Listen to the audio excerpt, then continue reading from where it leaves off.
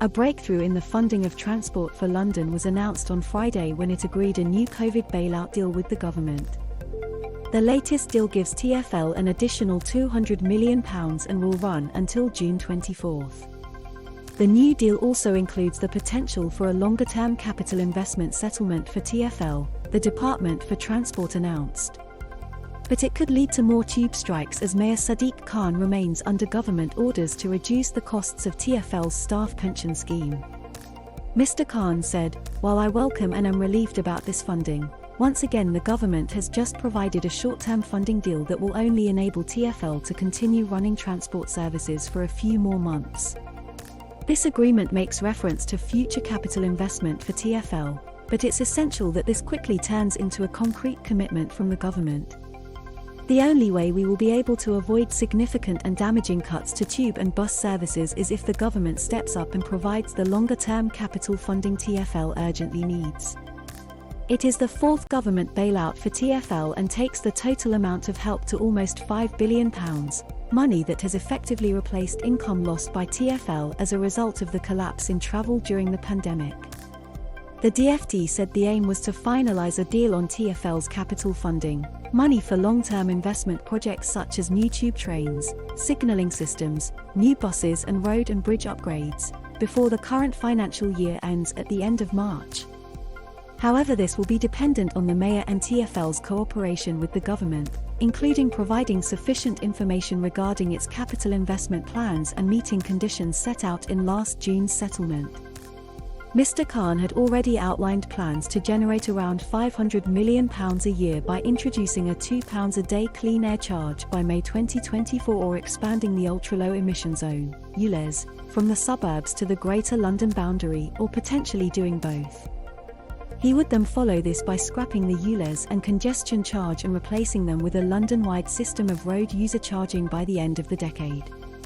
A Greater London boundary charge, costing out-of-town motorists from £3.50 a day to drive into the capital, also remains on the table, though is opposed by the government, while an extra £20 a year is being levied on council tax bills for the next 3 years.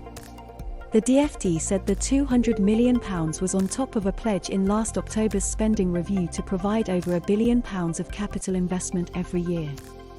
Transport Secretary Grant Shapps said, "Over the past 2 years, the government has repeatedly shown its commitment to London and the transport network it depends upon, by providing close to £5 billion in emergency funding. These support packages must be fair to all taxpayers, and the settlement agreed today provides enough to cover lost revenue from the pandemic while the Mayor follows through on his promises to keep TfL on the path to financial sustainability by 2023. TfL Commissioner Andy Byford said he was grateful for the extra funding and pleased that a deal had finally been struck. He said, "The Mayor has already set out a range of proposals that will help support TfL's financial sustainability in the future, but it is essential that agreement is reached with government on longer-term capital support during this funding period. This is crucial for the coming years if a period of the managed decline of London's transport network is to be avoided. We will be meeting regularly to work towards agreement on the government funding of the capital investment priorities shared by them, us and the Mayor." The government has confirmed in this agreement that they support the operation and maintenance of essential and safe transport services in London, enabling us to continue our full and vital contribution to economic recovery and to support the government's priorities on decarbonisation, air quality and making transport better for users. Caroline Pigeon, chair of the London Assembly Transport Committee, said, "We welcome today's extension, but these continued delays to a long-term solution are not useful, and Transport for London is not a political football.